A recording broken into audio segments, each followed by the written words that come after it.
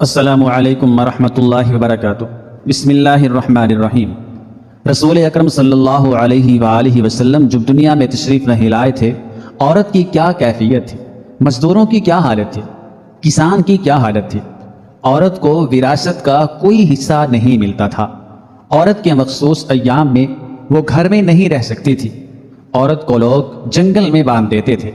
عرب کے اندر رواج تھا کہ بچی پیدا ہوتی تو اس کو زندہ دفن کر دیا جاتا تھا، اور کیسر و کسریٰ کے اندر رواج تھا کہ لڑکی جوان ہوتی اسے بری خواہشات کا نشانہ بنایا جاتا۔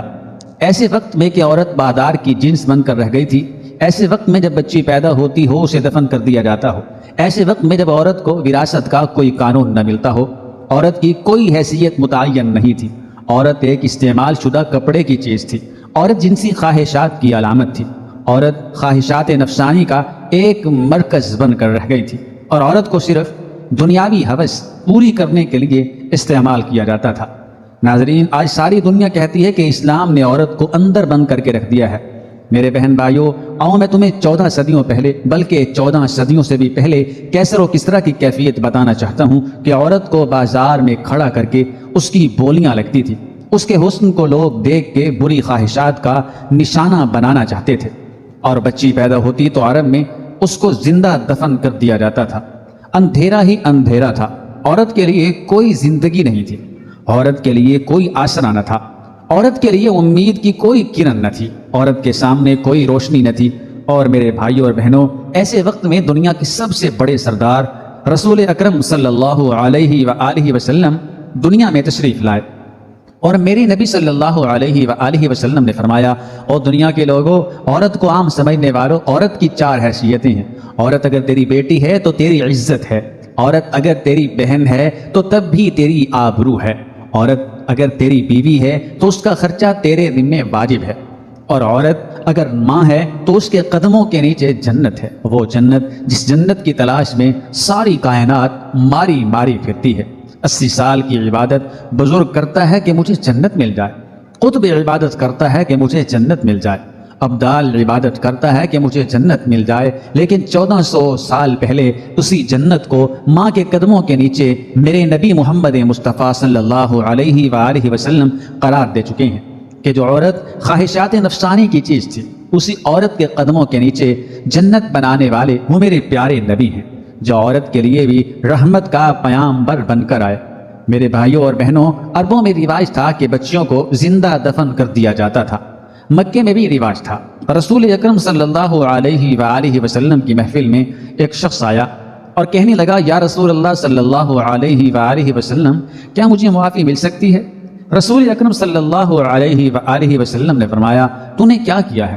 اس نے کہا، میرا بہت بڑا گناہ ہے، انسانوں سے بھی بڑا گناہ، زمینوں سے بھی بڑا گناہ، اتنا بڑا گناہ میں نے کیا، کیا مجھے معافی مل سکتی ہے؟ رسول اکرم صلی اللہ علیہ وآلہ وسلم نے فرمایا، تو نے زنا کیا ہے؟ اس نے کہا، زنا سے بھی بڑا گناہ۔ رسول اکرم صلی اللہ علیہ وآلہ وسلم نے فرمایا، تو نے شراب پی ہے؟ اس نے کہا، شراب سے بھی بڑا گناہ۔ آپ صلی اللہ علیہ وآلہ وسلم نے فرمایا، تو نے جوا کھیلا؟ اس نے کہا، جوے سے بھی بڑا گناہ۔ آپ صلی اللہ علیہ وآلہ وسلم نے فرمایا، کون سا ایسا گناہ ہے جو آسمانوں سے بھی بڑا ہے، زمین سے بھی بڑا، کائنات سے بھی بڑا ہے؟ تو اس نے کہا، اے رسول اکرم صلی اللہ علیہ وآلہ وسلم، میں ابو جہل کا پیروکار تھا، میں ابو جہل کا ماننے والا تھا۔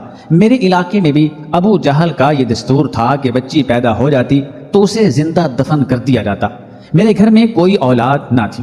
14 سال بیت گئے، 14 سال کے بعد ایک بچی پیدا ہوئی تو میری بیوی نے کہا، یہ پہلی اولاد ہے، ہم اس کو زندہ دفن نہیں کریں گے۔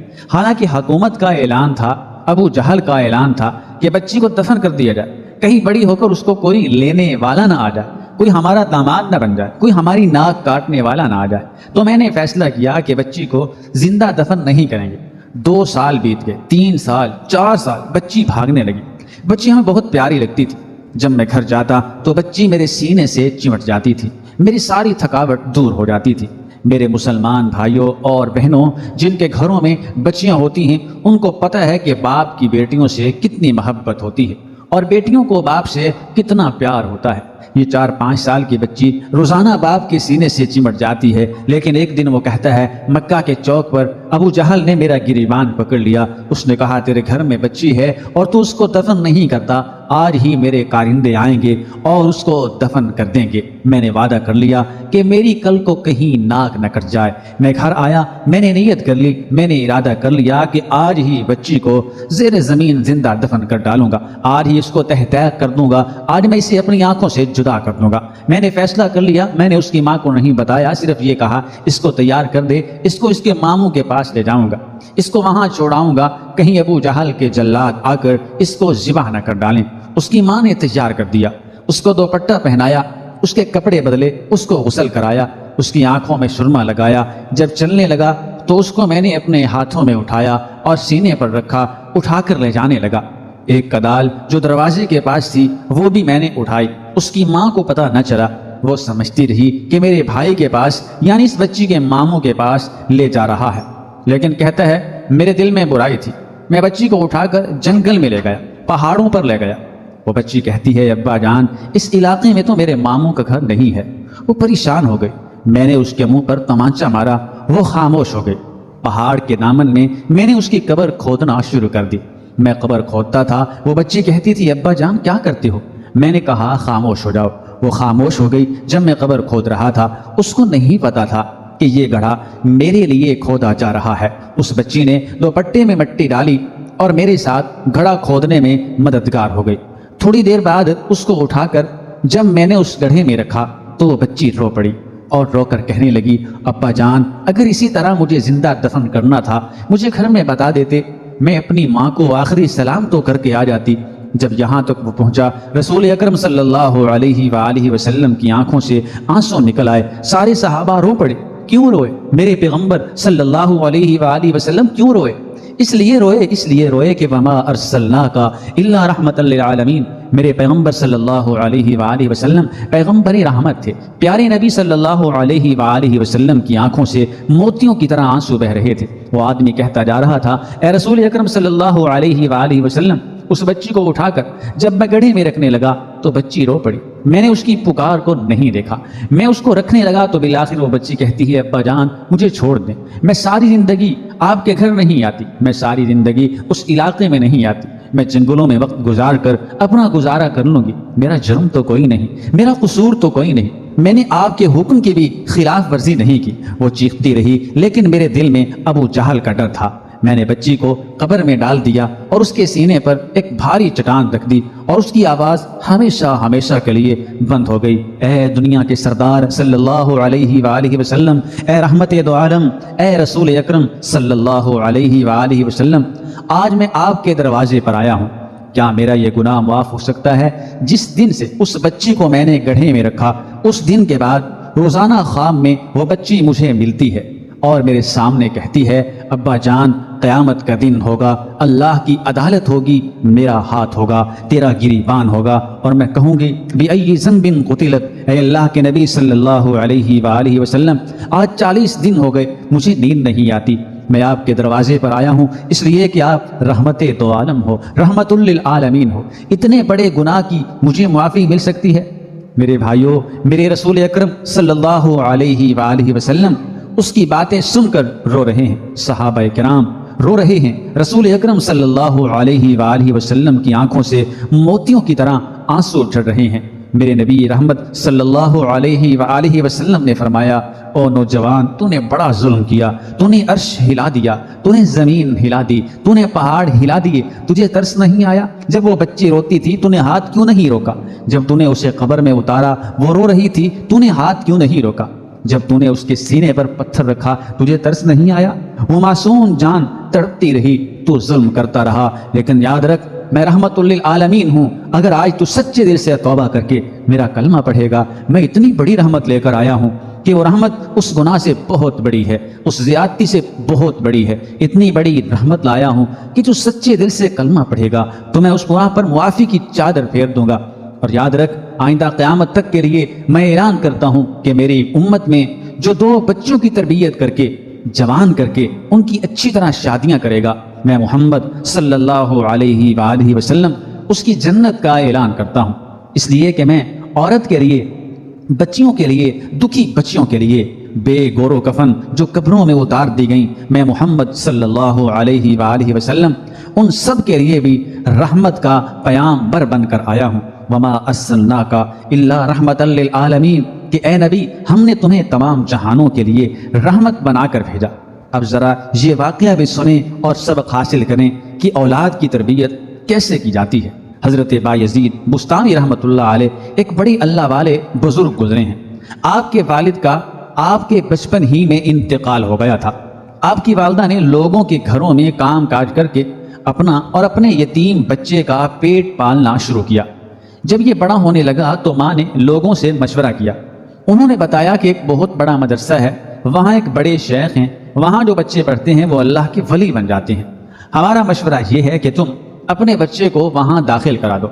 بیوہ ماں اپنے یتیم بچے کو لے کر اس مدرسے میں پہنچی، وہاں کے شیخ سے ملاقات کی، تعارف کرایا کہ حضرت میں ایک غریب بیوہ ہوں، محنت مزدوری کر کے گزر بسر کرتی ہوں، اس یتیم بچے کو ساتھ لائی ہوں، یہ گلیوں میں کھیلنے لگا، مجھے ڈر ہے کہ کہیں بگڑ نہ جائے۔